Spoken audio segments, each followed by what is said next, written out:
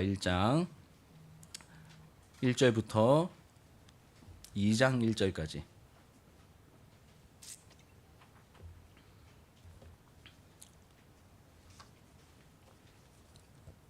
우리 한 절씩 교독하고 마지막 2장 1절은 함께 읽겠습니다. 제가 1절에 먼저 읽을게요. 우시야와 요담과 아하스와 히스기야가 이어 유다 왕이 된 시대, 곧 요아스의 아들 여로보암이 이스라엘 왕이 된 시대에 부에리의 아들 호세아에게 임한 여호와의 말씀이라.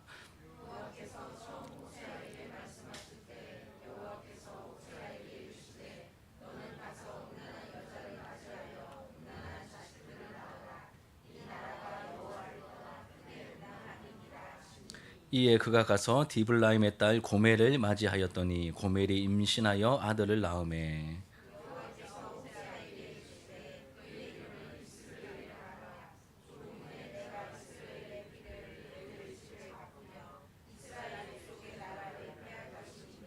그날에 내가 이스라엘 골짜기에서 이스라엘의 활을 꺾으리라 하시니라.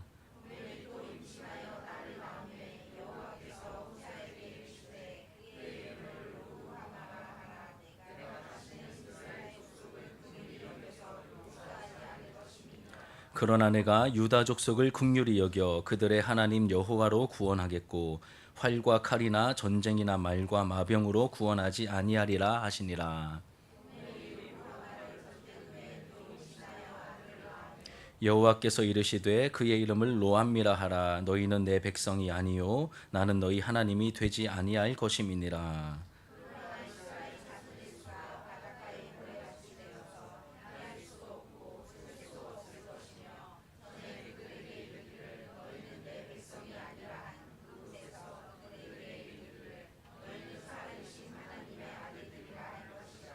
이에 유다 자손과 이스라엘 자손이 함께 모여 한 우두머리를 세우고 그 땅에서부터 올라오리니 이스라엘의 날이 클 것이미로다. 너희 형제에게는 암미라 하고 너희 자매에게는 루하마라 하라. 아멘. 오늘 본문의 말씀을 가지고 진심을 알 때 회복이 일어납니다. 진심을 알 때 회복이 일어납니다라는 제목으로 하나님 말씀 증거하도록 하겠습니다. 예, 우리 곁에 계신 분들과 함께 좀 인사했으면 좋겠습니다. 예, 보고 싶었습니다라고 한번 인사하겠습니다. 예, 보고 싶었습니다. 예, 좀 한 번 더 인사할 때 사랑하고 축복합니다. 한번 인사하겠습니다. 예, 사랑하고 축복합니다. 예, 사실 예, 저는 이렇게 다 일어나 가지고 우리 수련회 때처럼 돌아다니면서 이렇게 안아주시면서 인사를 하고 싶었는데 이제 공간이 좀 협소해서 이렇게 막 움직이면 예, 또 사고가 일어날까봐 그래서 이렇게 인사하고 넘어가도록 하겠습니다. 평소처럼 저희가 일주일 만에 만났는데 예, 너무 반갑고 예, 좋은 것 같습니다. 아직 수련회 여러분 수련회 은혜빨이라 그러죠. 이렇게 은혜빨이 아직 남아 있어서 그런지 참 마음이 이제 따뜻하고 여러분들을 더 이렇게 그리워하고 또 서로 간에도 그런 마음들이 남아 있는 것 같습니다. 제가 요즘 사랑이 좀 이제 부족해서 교회를 사랑하는 마음을 달라고 계속적으로 기도하고 있는데 저도 모르는 사이에 그런 마음을 조금씩 부어 주셔서 그런 마음이 또 자라고 있는 것 같습니다. 이제 보고 싶은 마음이 드는 걸 보니까 예, 그런 생각이 좀 듭니다.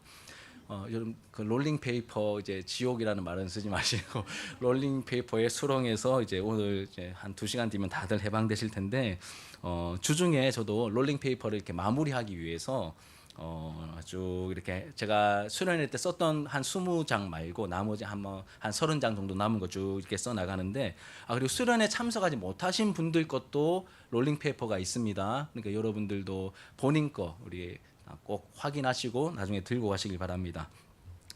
이제 주중에 이렇게 쭉 써 나가는데 굉장히 저는 개인적으로 너무 좋더라고요. 여러분들을 향한 마음을 담아서 이렇게 한 마디씩 쓰는데 이렇게 좀 이제 상투적으로 나오는 말이 아니라 계속적으로 반복적으로 나오는 게 고백 같은 표현이 이분들이 선물처럼 한 분 한 분들이 다 우리 교회에 하나님께서 보내주신 분들 같다. 너무 감사한 분들이다. 이런 마음들이 많이 좀 들었었습니다. 그리고 여러분들이 쓰신 내용도 본의 아니게 이렇게 또 붙이면서 이렇게 살짝 엿보기도 했는데 다른 분들 그러시면 안 됩니다. 예, 저는 또 담임 목사고 하니까 이렇게 살짝 봤는데 여러분들 서로가 서로를 향한 마음도 되게 좀 애틋하시더라고요. 제가 깜짝 놀랐습니다. 우리 어른들이 아이들을 이렇게 또 생각하시고 우리 또 자녀들도 어른들을 향하여 이만큼 고마운 마음을 가지고 있고 나중에 롤링페이퍼 받고 이제 읽으시면 우시고 이러지 마시고 여하튼 이렇게 마음들이 많이 느껴졌습니다. 여러분 공식적으로는 수련회가 지난주 주일에 이렇게 마쳤습니다. 하지만 그 분위기는 계속 좀 이렇게 이어져 가고 있고 또 본의 아니게 좀 그렇게 순서들이 이어져 가고 있습니다. 오늘 오후에는 우리가 뭐 하러 갑니까? 영화 보러 갑니다. 그렇죠? 수련회의 연장선상이라고 여러분 생각하시면 됩니다. 다음 주엔 또 뭐가 있죠? 달란트 잔치도 있고 그래서 8월 마지막 주 8월 다섯째 주까지 있거든요. 온 가족 예배가 수련회 끝나는 시간이다라고 여러분 여기시고 우리가 함께 좀 더 즐거운 마음으로 이 시간들을 좀 보내었으면 좋겠습니다. 이를 위해서 저도 이제 사랑에 관한 설교를 조금 더 해야 되겠다라고 하는 필요를 개인적으로 좀 느끼게 되었고 동시에 이 여름 막 좀 에너지를 한꺼번에 좀 많이 쓰다 보니까 저도 탈진까지는 아닌데 막 좀 기가 좀 많이 좀 이렇게 기진맥진하게 되는 그런 현상들이 조금 몸에 좀 나타나더라고요. 그래서 조금 쉬엄쉬엄 해야 되겠다라는 마음이 좀 들어서 제가 우리 교회 개척하기 전에 한 5, 6년쯤 전에 호세아서를 한번 강의한 적이 있습니다. 청소년들 상대로. 그래서 그 말씀들 좀 잘 정리해서 요 여름 기간 동안에 조금 나누면 유익함이 있겠다 싶어서 이 호세아서 말씀을 당분간 좀 나누려고 합니다. 여러분 이 설교 시간이 여러분들에게 또 어떻게 좀 다가오시고 여러분들 어떻게 느끼실지는 잘 모르겠지만 이 설교 시간은 이 성경을 통해 자기 자신을 나타내신 하나님을 알아가는 시간이죠. 우리가 하나님을 배우고 하나님을 알아가는 시간입니다. 머리로만 지식적으로만 하나님을 아는 것이 아니라 교제케 하시는 이 성령님을 통해서 이 시간 말씀으로 찾아오셔서 인격적인 만남이 이루어지게 하십니다. 그러니까 나에게 하시는 말씀으로 들리게 하십니다. 저 말씀은 나에게 하시는 말씀이야. 어떻게 저렇게 나의 속사정을 나의 마음을 다 알고 있지? 이건 여러분 제가 용해서가 아닙니다. 저 하나도 안 용합니다. 하나님께서 역사하셔서 나를 인격적으로 만나주시는 과정 속에서 나타나게 되는 느끼게 되는 여러분들의 어떤 마음 현상이라고 할 수 있겠습니다. 그렇게 실제로 하나님을 만나는 역사가 예배 시간 가운데 나타나는 것이죠. 약속대로 찾아오신 하나님께서 우리를 만나 주시는 것입니다. 그래서 우리가 하나님의 마음을 그리고 우리를 향한 그 하나님의 계획을 알게 되고 깨닫게 해 주십니다. 성령께서 그 일을 하고 계십니다. 이 예배 시간은 하나님을 만나는 시간 그리고 하나님을 알아가는 시간입니다. 자, 그렇다면 여러분 질문입니다. 지금까지 많은 말씀을 들으셨고 또 여러분들 개인적으로도 성경을 읽으셨을 텐데 여러분들이 알고 계신 하나님은 어떤 하나님이십니까? 하나님 어떤 분이시죠? 선하신 분, 약속에 신실하신 분, 좋으신 분, 거룩하신 분, 전능하신 분, 모든 걸 다 아시는 분, 다 맞는 말입니다. 그런데 누가 뭐라고 해도 성경이 보여주는 하나님은 어떤 하나님이시죠? 수련회 갔다 오신 분들 어떤 하나님이십니까? 사랑의 하나님이시죠. 우리를 사랑하시는 사랑의 하나님이십니다. 그리고 하나님이 어떤 분인지 우리에게 알려주셔서 하나님을 경외하게 하는 이 성경의 주제도 당연히 무엇일까요? 사랑입니다, 여러분. 예수 그리스도이지만 예수 그리스도를 통하여 나타난 하나님의 사랑이다라고 우리가 표현할 수도 있겠습니다. 근데 이 사랑은 여러분 우리가 경험하고 우리가 알고 있는 인간적인 사랑과는 좀 질적으로 또 차원이 좀 많이 다르죠. 성경은 죄인인 우리를 구원하시는 하나님의 무엇을 보여줄까요? 구원 역사를 보여줍니다. 하나님의 구원 역사를 보여주는데 그 시작과 모든 과정에서 모든 부분에서 나타난 하나님의 놀라운 사랑을 보여줍니다. 하나님이 사랑이시고 사랑이 하나님께 속했기 때문에 우리를 구원하시는 그 시작부터 시작해서 모든 과정마다 뭐가 담겨 있을까요? 하나님의 사랑이 묻어 있고 담겨 있을 수밖에 없는 것이죠. 성경은 우리를 향한 하나님의 마음, 하나님의 사랑을 보여주는 놀라운 사랑의 책입니다. 그래서 성경의 별명이 뭐라고 했죠? 하나님의 러브레터라고 했지 않습니까? 하나님의 러브레터이고 우리를 향한 하나님의 프로포즈이십니다. 근데 이런 하나님의 사랑이 이게 성경 가운데 성경이 굉장히 두껍고 양이 많지 않습니까? 근데 제가 예전에 몇 달 전에 조혜련 씨 간증을 듣는데 요즘 그분이 되게 핫하시거든요. 막 간증을 많이 다니세요. 조혜련 씨 간증을 들었는데 이렇게 말씀하시더라고요. 성경을 자꾸 양이 많다 두껍다라고 하는데 제발 그런 소리 좀 하지 말라고. 자기는 이렇게 막 여러 종교를 이렇게 나름 섭렵했지 않습니까? 그분은 굉장히 열심히 있는 분이거든요. 그래서 불교나 이쪽에 심취했을 때 8만 대장경을 우리가 우리의 경전으로 안 갖고 있는 게 얼마나 다행이냐고. 이렇게 한 권으로, 조금 글씨는 작지만 한 권으로 끝날 수 있는 하나님의 말씀을 가지고 있는 것은 너무 막 양이 많다 이렇게 접근하지 마시라라고 하는데 그때 정신이 좀 번쩍 들었습니다.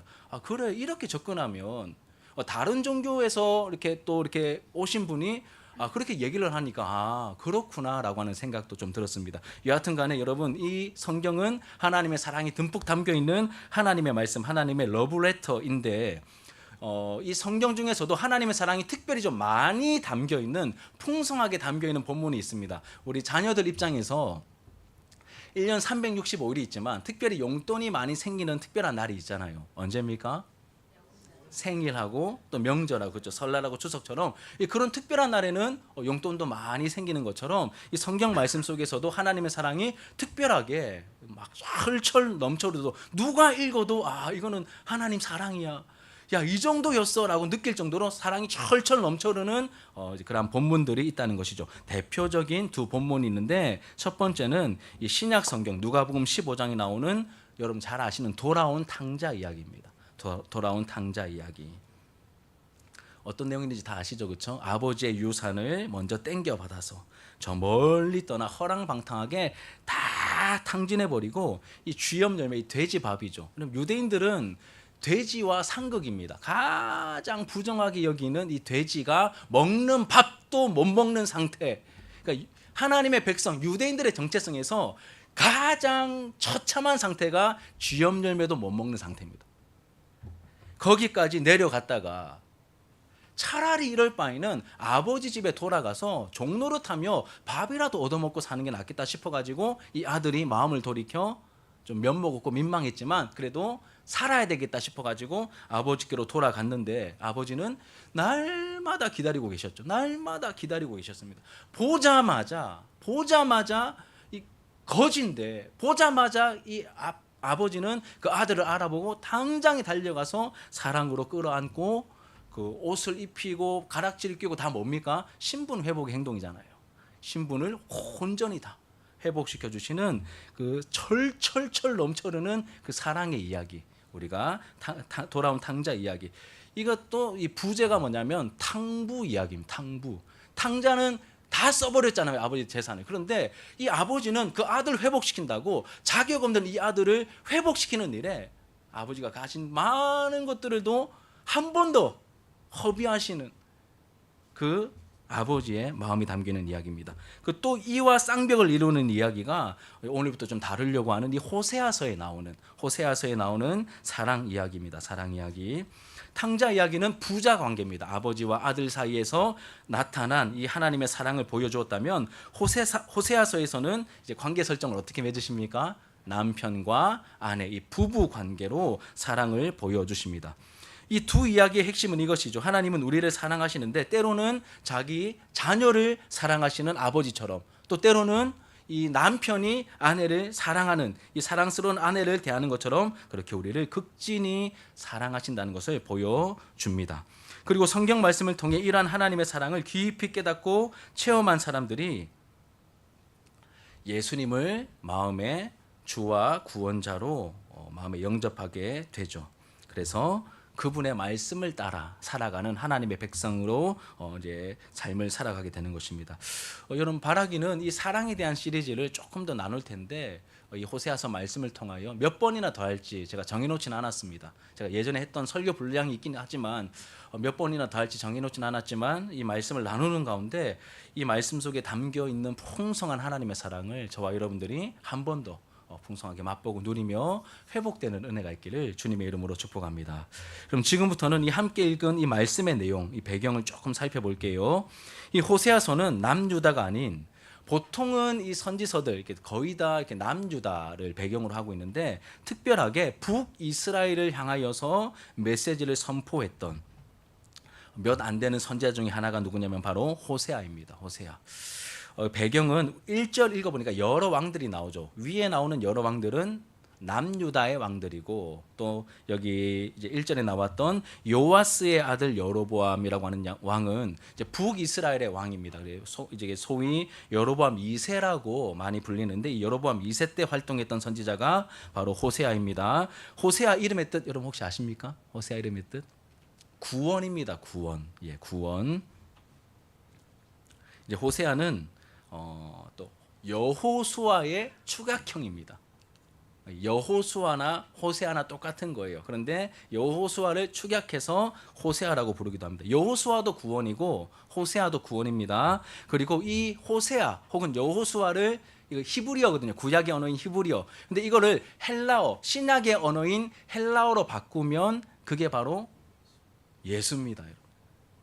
예수님 이름이 자기 백성을 저희 죄에서 구원할 자, 구원이라는 이름이지 않습니까? 그래서 여호수아, 호세아 똑같은 이름이고, 이거를 언어를 바꾸어서 헬라어로 바꾸면 예수가 되는 거예요. 그래서 이 호세아는 이름만 가지고도 누구를 생각나게 합니까? 예수님을 떠오르게 만드는 그러한 이름을 가지고 있다. 그리고 여러분, 하나님께서는 호세아를 선지자로 부르십니다. 이제 선지자로 부르셨죠. 호세아, 여러분, 호세아가 하나님께, 하나님 저 한번 선지자 해보겠습니다, 자원한 게 아닙니다. 하나님께서 호세아를 택하셔서 호세아를 부르시죠. 그리고 선지자로 세우십니다. 그리고 선지자는 뭐 하는 사람이죠? 하나님의 말씀을 전하는, 대언하는 사람입니다. 그래서 주로 하나님께서 어떤 선지자에게 이렇게 말씀하셨다라고 시작하는데, 하나님께서 호세아에게 말씀하신 내용이 좀 이상합니다. 우리 수련회 때 조금 제가 나누었지만, 하나님께서 호세아에게 가장 먼저 말씀하신 내용이 뭐죠?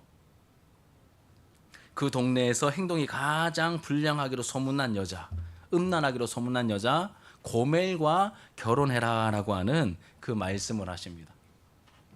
우리 2절 말씀 같이 한번 읽어볼게요. 2절, 1장 2절 시작.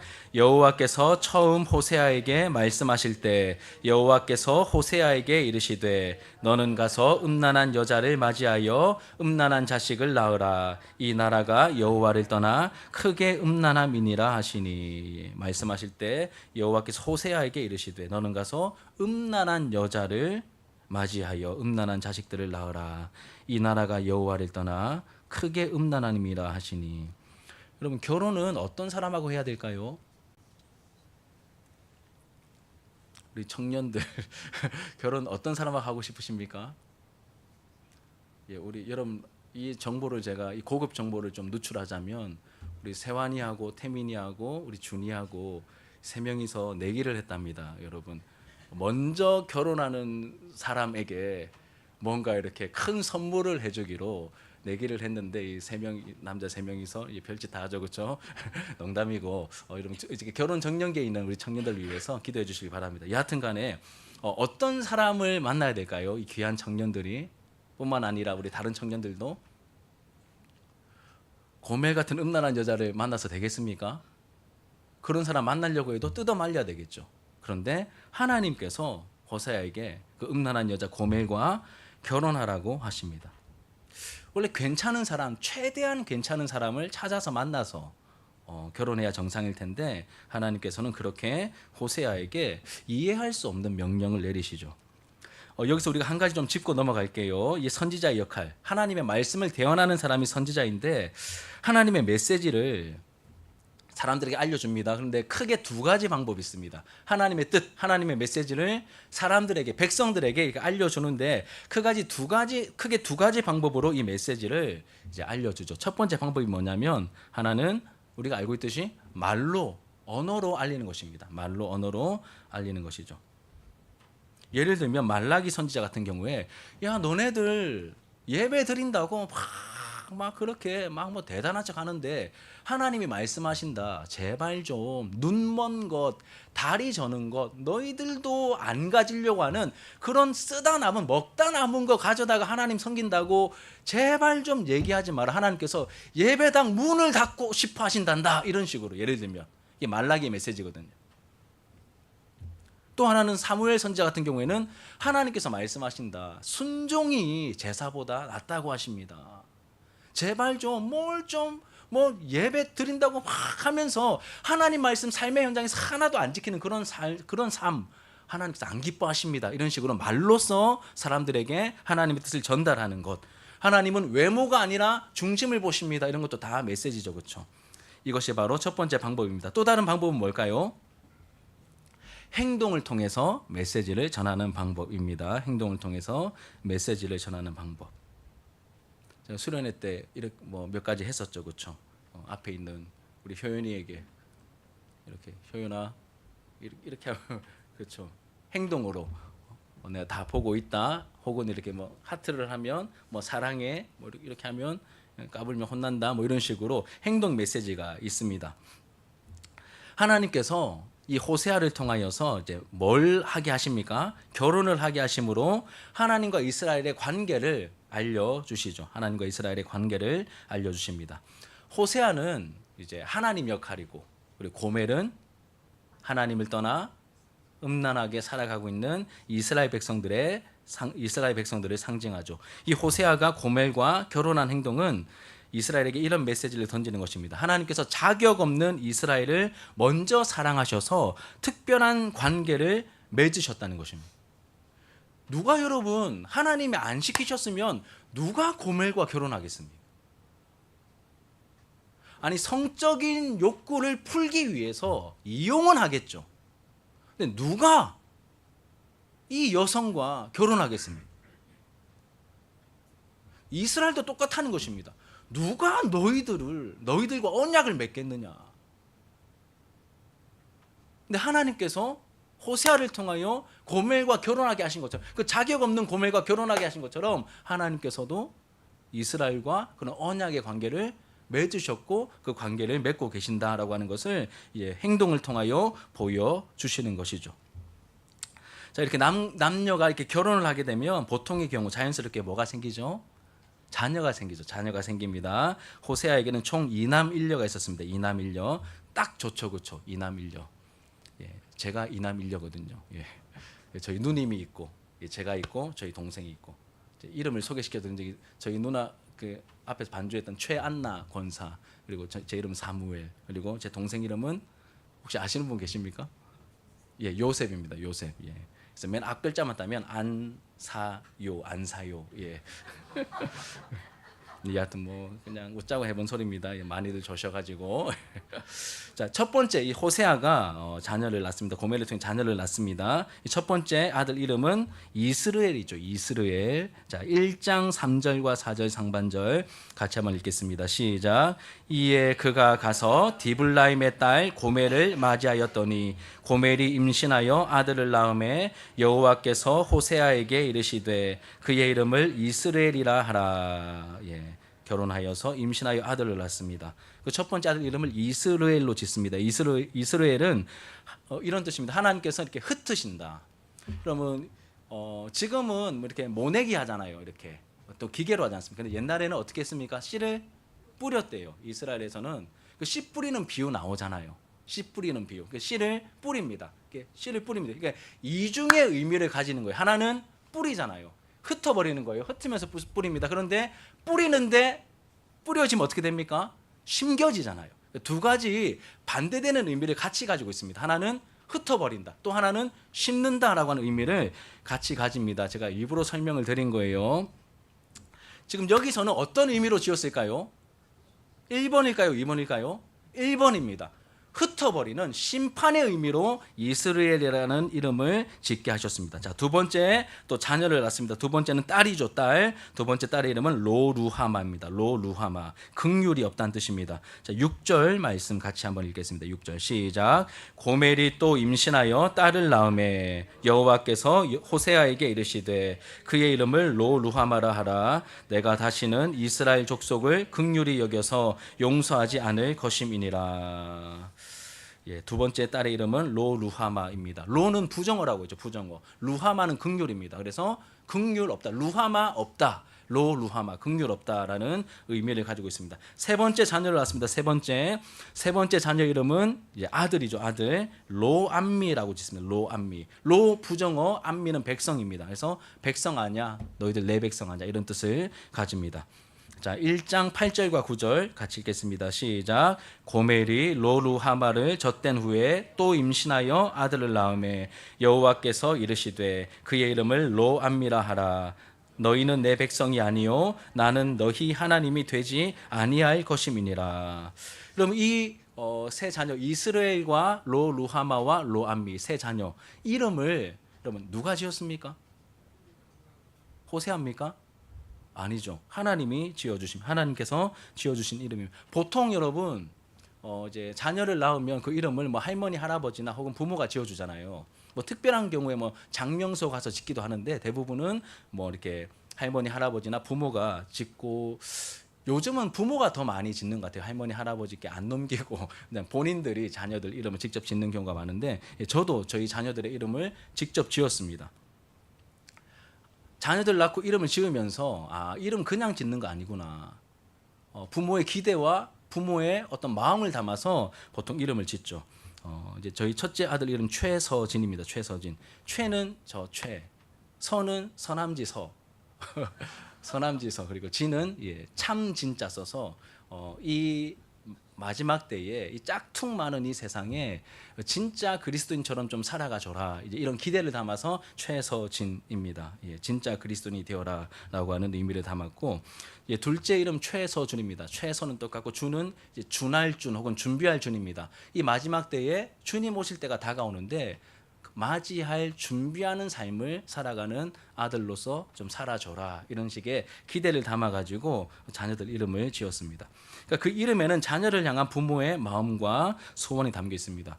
제가 알기로 우리 신창호 집사님 자녀들도 신이현, 신이수잖아요. 신은 신창호, 이는 이보람 그리고 맞죠?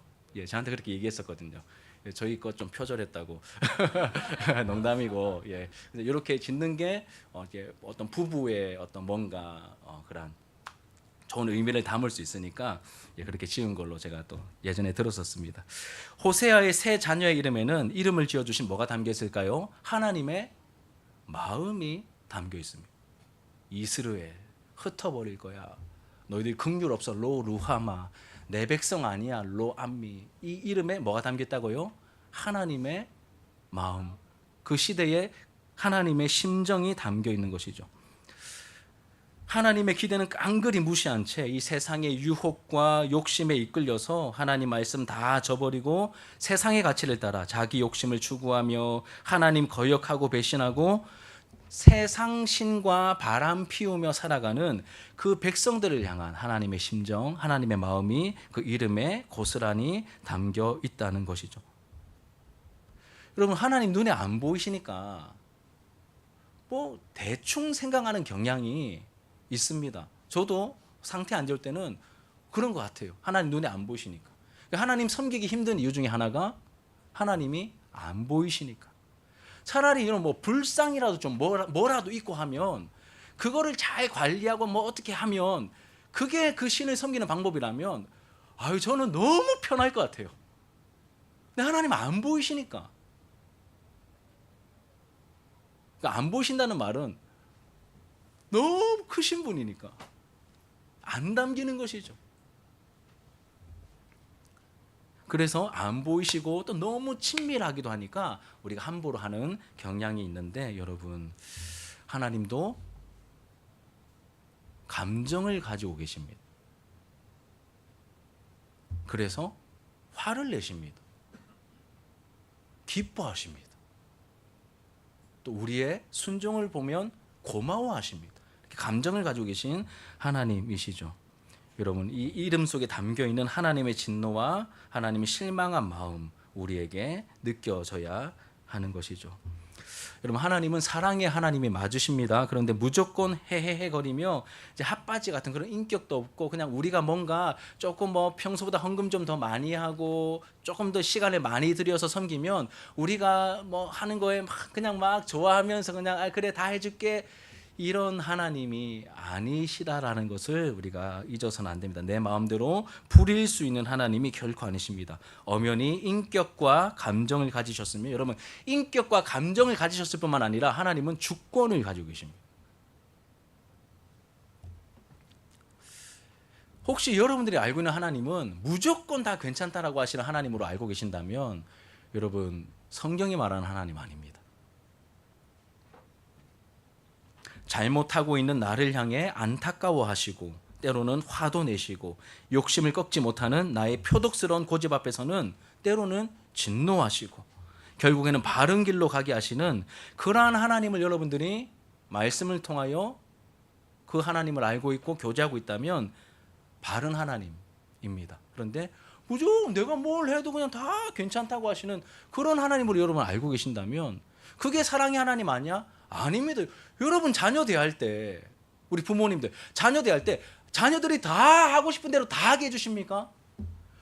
너무 말도 안 되는 행동하는데 괜찮아 괜찮아 하십니까? 그거 사랑 아니잖아요. 사랑 아닙니다, 여러분.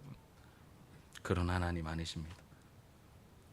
이런 하나님의 마음을 가장 잘 보여주는 것이 바로 예수님의 십자가입니다. 예수님의 십자가, 하나님의 사랑을 확실하게 보여주는 십자가 앞에서 우리는 두 가지 하나님의 마음을 느끼게 됩니다. 첫 번째는 자기 아들을 내어주시기까지, 십자가에 내어주시기까지 그 아들이 십자가에서 어떻게 되었습니까? 못 박혀 너무 처참하게 죽으셨잖아요. 그만큼 죄를 미워하시는 하나님 앞에서 여러분, 하나님이 그만큼 죄를 미워하시는 거예요. 자기 아들을 십자가에 달리게 하실 정도로 하나님께서는 죄를 싫어하시고 미워하십니다. 그 하나님의 진노 앞에서 우리 뭘 느끼게 됩니까? 두려움을 느끼잖아요. 두려움을 느낍니다. 떨림과 두려움을 경험합니다. 동시에 두 가지 의미가 있습니다. 동시에 자신의 독생자를 십자가에 내어주시기까지 나를 사랑하신, 그러니까 내어주신 게 죄에 대한 형벌의 의미도 있지만 또 하나는 나를, 우리를, 자격 없는 우리를 살리기 위한 십자가이기 때문에 그 십자가 앞에서 하나님의 어마무시한 죄에 대한 형벌과 진노를 우리가 경험하기도 하지만 또 한편으로는 우리를 살리기 위한 하나님의 방법이기 때문에 그 십자가 앞에서 우리는 감당할 수 없는 하나님의 은혜와 사랑을 함께 경험하게 되는 것이죠. 이 두 가지 역설적인 의미를 십자가가 함께 담아내고 있습니다. 사랑하는 여러분, 하나님은 은혜를 잊고 세상을 향해 달려가는 그 이스라엘 백성들을 향하여서 너희들 이스라엘이야, 로루하마야, 로암미야라고 질책하시며 강하게 책망하셨습니다. 정상이죠, 그렇죠? 가만히 놔두실 수 없기 때문에 정상입니다. 근데 여기서 그치지 않으시죠? 책망으로 막 징계로 막 진노로만 끝나고 너희들 정말 이 나쁜 녀석들아, 막 이 이스라엘 내가 다 흩어버릴 거야. 막 여기서 끝나는 게 아니라 우리가 자녀들의 잘못된 행동 때문에 자녀들을 책망하고 꾸짖고 난 다음에 어떻게 합니까? 사랑으로 보듬어주고 안아주지 않습니까? 적절한 때에 안아주고 약도 발라주고 더 깊이 위로해주면서 때린 것 자체가 엄마 아빠의 본심이 아니라 엄마 아빠의 본심은 이 자녀가 정말 잘 되기를 원하는 그 사랑이 본심이라는 것을 알려주듯이 하나님께서도 호세아 선지자를 통해 정말 뼈에 사무칠 정도로 여러분 이름을 그렇게 지어주셨다는 것은 그만큼 하나님의 마음이 매몰차게 경고하신 다음에 흩어버리는 징계 자체가 목적이 아니라 그 다음이 있음을, 그 백성들을 향한 회복의 계획이 있다라고 말씀하십니다. 하나님의 진심과 본심을 알려주시죠. 그게 10절부터 2장 1절까지의 내용인데 우리 하나씩 보겠습니다. 10절 같이 한번 읽겠습니다. 시작. 그러나 이스라엘 자손의 수가 바닷가의 모래같이 되어서 헤아릴 수 없고 셀 수도 없을 것이며 전에 그들에게 이르기를 너희는 내 백성이 아니라 한 그곳에서 그들에게 이르기를 너희는 살아계신 하나님의 아들들이라 할 것이라. 아멘. 10절이 어떻게 됩니까? 그러나, 여러분, 그러나는 어떤 접속사입니까? 상황을 반대로 뒤집는 접속사죠. 이제 그러나 이 접속사가 한 번씩 성경 쪽 읽어 보시면 되게 은혜가 될 때가 있습니다. 앞에서는 그 이름들을 통하여서 하나님의 마음이 얼마나 한편으로는 애가 타고 한편으로는 얼마나 화가 나셨는지를 쭉 보여준 다음에 우리가 막 두려움에 떨고 있는데 그게 다가 아니 그러나 그 다음이 있다라고 말씀하시는 것이죠. 놀라운 회복을 말씀하십니다. 바닷가에 셀 수 없는 모래처럼 이 백성들이 많아질 거야. 뿐만 아니라 내 백성이 아니라고 했던 그곳에서 살아계신 하나님의 아들들이라 일컬음을 받게 될 거야 라고 하십니다. 대박이죠. 그곳은 하나님께 버림받고 이방인 취급을 당하며 흩어졌던 그 참담한 순환의 현장을 말합니다. 그 이방 땅을 말하는 것이죠. 그리고 바울은 이 말씀을 해석할 때 이 현상을 이제 유대인이 아닌 이방인들이 구원을 받는 사건으로 그렇게 이 말씀을 또 해석하고 있습니다. 그러니 여러분 이렇게도 개인적으로 받아들이시면 되겠습니다. 내가 정말 하나님 앞에서 실패했던 그 마치 트라우마가 있는 듯한 그러한 현장, 그러한 장소, 거기만 가면 왠지 막 또 넘어질 것 같고 또 잘 안 될 것 같은 그러한 곳이 바뀌어서 하나님을 더 놀랍게 찬송할 수 있는 그러한 장소로 하나님께서 변화시켜 주실 놀라운 회복과 반전을 보게 될 것이다라고 우리에게 말씀하고 있는 것이죠. 여러분 이 10절 말씀에 그 은혜의 역전이 저와 여러분들의 이 삶에도 일어나게 되기를 주님의 이름으로 축복합니다. 여러분 마음에 또 살아가시다가 아픔과 어떤 상처와 트라우마가 분명히 있으실 것입니다. 이거 또 넘어지는 거 아니야? 또 어떻게 되는 거 아니야? 이런 식의 마음들이 생기는 어떤 그런 포인트들이 있거든요. 그런데 하나님의 말씀에 반응하여 믿음으로 반응하는 가운데 그 자리와 그 어떤 현장들이 새롭게 바뀔 것이다라고 하는 은혜를 주십니다. 물론 구속의 역사 속에서 말씀하신 구속의 의미도 있지만 우리의 실생활에서 그러한 은혜를 또 약속하고 계시죠. 우리 11절 말씀 또 읽겠습니다. 11절 시작. 이에 유다 자손과 이스라엘 자손이 함께 모여 한 우두머리를 세우고 그 땅에서부터 올라오리니 이스라엘의 날이 클 것임이로다. 아멘. 이에 유다 자손과 이스라엘 자손이 함께 모여. 여러분 아까 이스르엘의 의미가 뭐라고 했죠? 흩어버린다. 그런데 여기 어떤 표현이 나옵니까? 함께 모여. 근데 호세아 선지자는 북이스라엘을 향하여 활동했던 선지자인데 여기 누구까지 함께 모입니까? 유다 자손과 이스라엘 자손이 함께 모여 한 우두머리를 세우고 그 땅에서부터 올라오리니 이스라엘의 날이 클 것임이로다. 그러니까 우리가 생각하고 있는 어떤 우리의 생각보다 훨씬 더 놀라운 그러한 하나님의 회복의 은혜 역사가 나타나게 될 것임을 보여주고 있고 궁극적으로는 예수님께서 오셔서 구원하실 그 구원의 역사를 또 우리에게 보여주고 있는 것입니다. 자, 2장 1절 같이 읽겠습니다. 2장 1절 시작. 너희 형제에게는 암미라 하고 너희 자매에게는 루하마라 하라. 하나님께서 앞에 뭘 떼주셨습니까? 로를 떼주셨죠.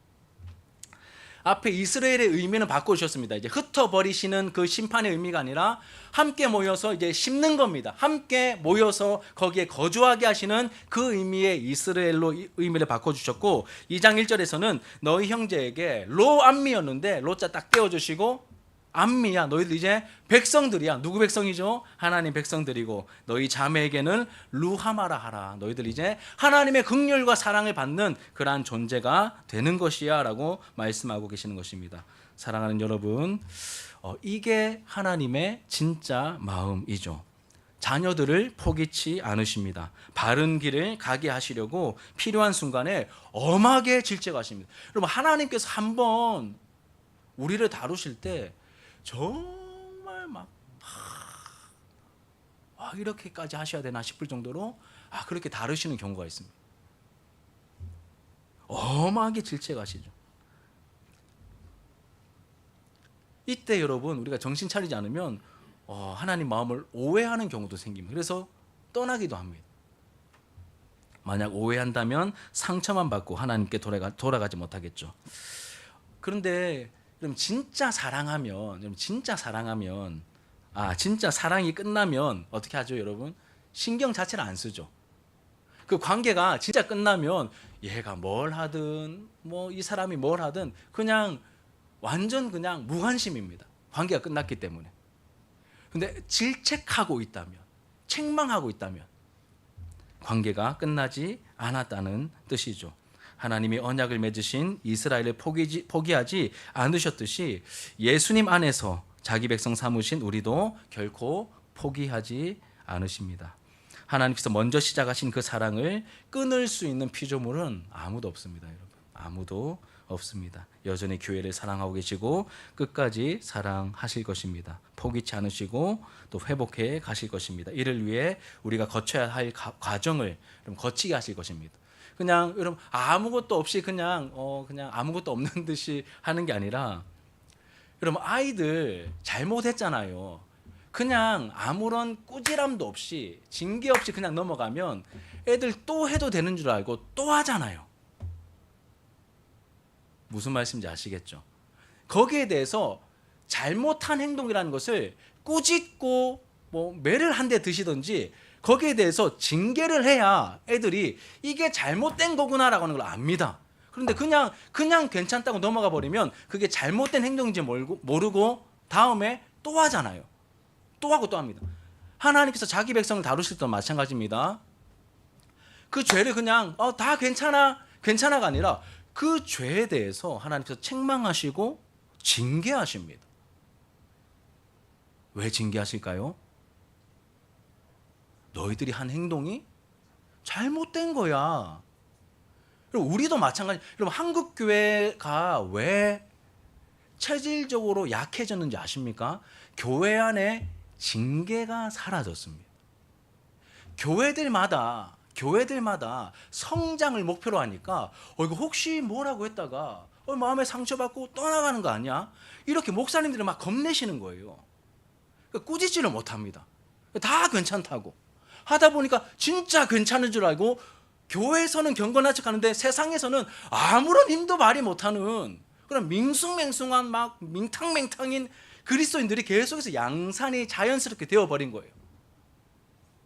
근데 옛날에는 안 그랬거든요. 특히 고신교단 같은 경우에는 잘못한 부분이 있으면 목사님들이 호되게 꾸짖었어요. 그거 잘못된 거야. 그거 얼마나 마음이 아픕니까? 목사님이 뭐라고 하면.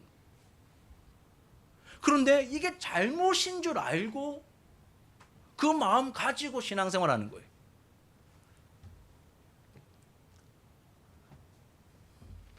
여러분 꾸지람이 없는 것은 사생하잖아요. 징계가 없는.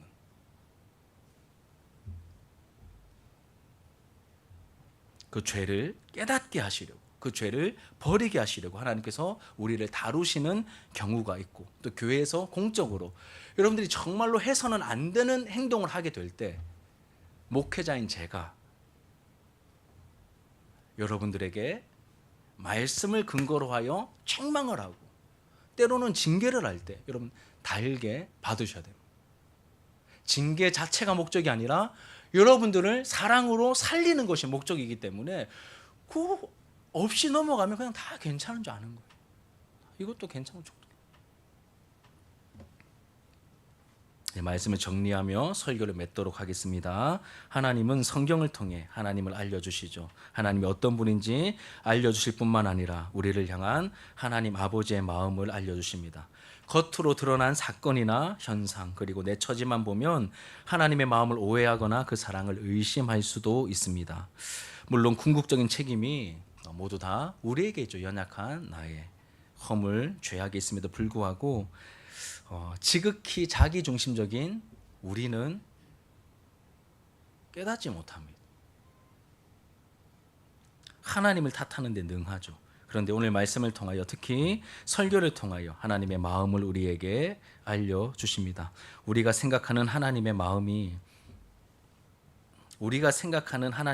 아니라 우리를 향하신 진짜 하나님의 본심을 우리에게 깨닫게 하시고 그 진심을 우리에게 알려주십니다. 그 진심이 무엇입니까? 성경 전체를 통하여 한결같이 우리에게 말씀하시기를 우리에게 사랑한다라고 말씀하시는데 우리 편한 대로 받아들일 만한 사랑이 아니라 때로는 징계를 통하여 참 사랑을 우리에게 전해 주신다는 것이죠. 근데 분명한 것은 사랑이라는 것입니다. 하나님의 사랑입니다. 그 결정적인 증거가 바로 그 아들을 내어 주심이죠. 이 결정적인 증거를 보면서 의심 많은 우리에게 하나님의 사랑을 확증해 주셨습니다. 사랑하는 여러분, 성령께서 하나님의 본심을 우리에게 알려주시고 깨닫게 해주시는데, 그 이유는 하나님의 본심을 우리가 깨달으면 자격 없는 나이지만 하나님께 다시 돌아가고자 하는, 하나님께 나아가고자 하는 그러한 마음이, 돌아갈 마음이 생기기 때문입니다. 여러분, 진짜 자격이 없으면, 여러분 진짜 진짜 자격이 없으면 못 돌아갑니다, 여러분. 여러분, 정말 관계가 완전히 끝장난 것 같은 그러한 관계들이지 않습니까? 그러면 여러분 못 돌아가요. 못 돌아갑니다. 그거 아시지 않습니까? 못 돌아갑니다. 그게 부모 자식 간의 관계든 뭐 남녀 간의 관계든 못 돌아갑니다. 언제 돌아갈 수 있을까요? 그 사람의 마음을 알 때, 아, 저 사람이 내가 돌아오기를 원한대. 그 마음을 알 때 우리에게 탕자처럼 여지가 생깁니다. 돌아갈 마음이 생기더라고요. 이게 제 경험이기도 하고. 여지가 생깁니다. 하나님께서 이 성경을 통하여 하나님의 마음을, 하나님의 본심을 다 알려주시는 거예요. 제가 수련회 때 말씀드린, 하나님 뭘 이렇게까지 하십니까? 아니 이미 다 알았는데, 알겠는데 뭘 그것까지 다 알려주십니까? 근데 여러분, 사람마다 상황이 다르거든요. 진짜 돌아와도 된다라고 우리에게 알려주시는 거예요. 특히 이 호세아 같은 말씀을 통하여서, 야, 너희들 어디까지 가 있니? 정말 못 돌아오겠니? 근데 나는 정말 돌아와도 된단다. 나에게는 이 마음을, 이 성경을 통하여 우리가 알려주시던 이 호세아 같은 말씀을 통하여서 그 완전 갈 때까지 가버린 그 고매를 찾아오게 하시고 돌아오게 하시는 그 하나님의 마음을 우리에게 알려주심으로 말미암아, 야, 진짜 돌아가도 되는가 보다라고 하는 그 여지를 가지게 하시고 하나님께로 돌아갈 수 있도록 우리의 마음을 이끌어 주신다는 것이죠. 예레미야 29장 11절 말씀 같이 읽고 마치겠습니다. 29장 11절 시작. 여호와의 말씀이니라. 너희를 향한 나의 생각을 내가 아나니 평안이요 재앙이 아니니라. 너희에게 미래와 희망을 주는 것이니라. 여러분, 그냥 뭐 이스라엘, 로루하마, 로암미 이렇게만 들으면, 야, 하나님께 돌아갈 수 있을까라는 마음이 들지만, 하나님께서 우리에게 이제 이 본문이 좀 다르긴 하지만 하나님의 본심이 무엇인지 알려주십니다. 너희를 향한 나의 생각을 너희들이 판단하지 마라. 내가 아나니 평안이다, 재앙이 아니다. 너희에게 결국에는 미래와 희망을, 생명을 주려는 것이 내 진짜 본심이니 돌아와라 라고 우리에게 말씀하고 계시는 것이고, 이게 성경 전체에 흐르고 있는 하나님의 사랑의 메시지요, 하나님의 마음이라는 것입니다. 이 하나님의 마음을 알고 하나님 앞에 바르게 반응할 수 있는 저와 여러분들의 모습이 되기를 주님의 이름으로 축복합니다. 우리 말씀을 기도 제목 삼으시고 또 붙드시면서 함께 기도하는 마음으로 찬양하시겠습니다.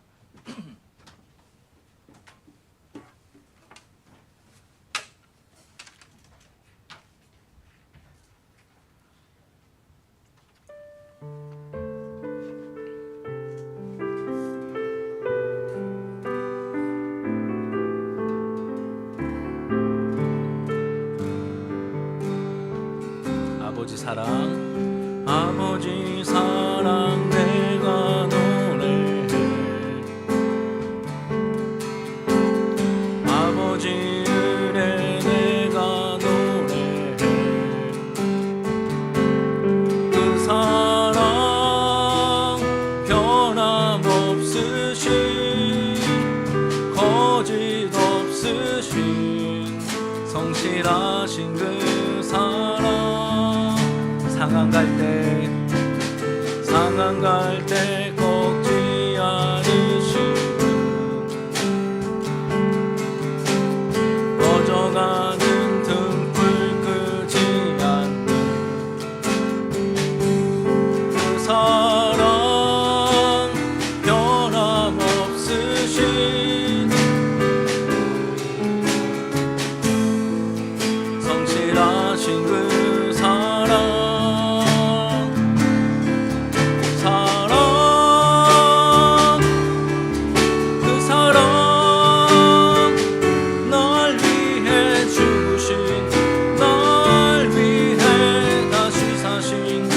예수 그리스도 다시 오실 그 사랑 죽음도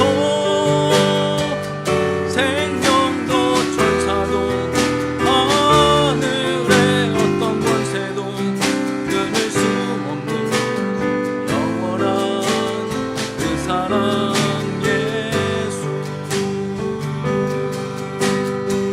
한 번 더 고백합시다. 아버지 사랑, 아버지 사랑 내가 노래해주.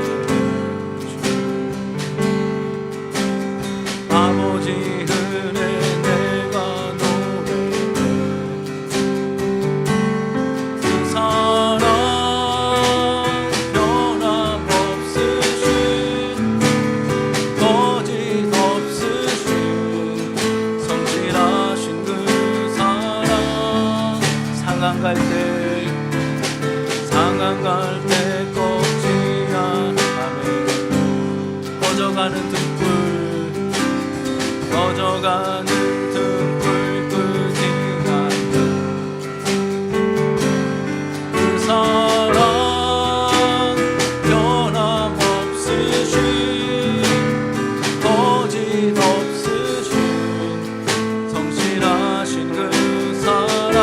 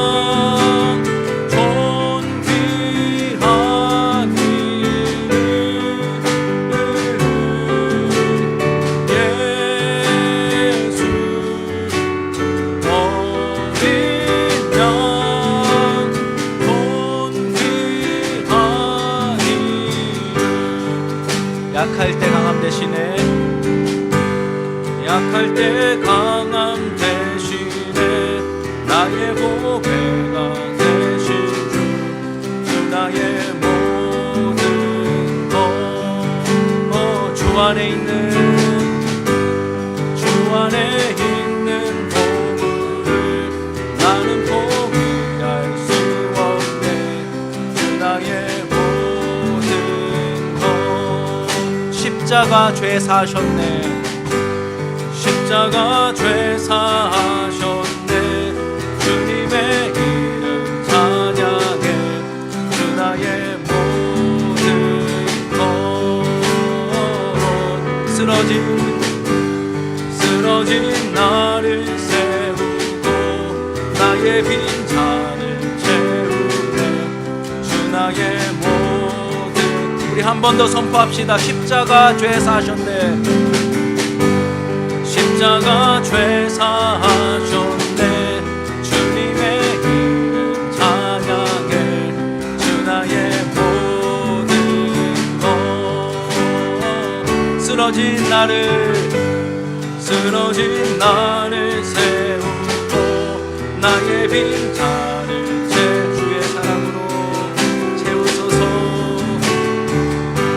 예수 어린 양, 예수 어린 양,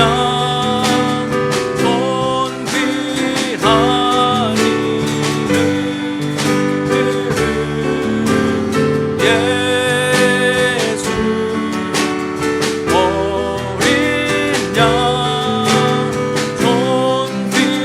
존귀한 이름.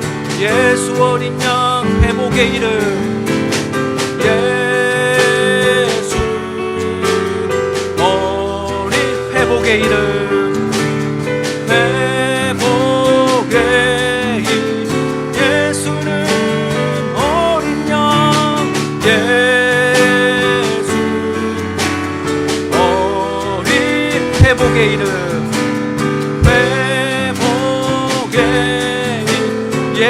어린 양 예수 어린 능력의 이름 능력의 이름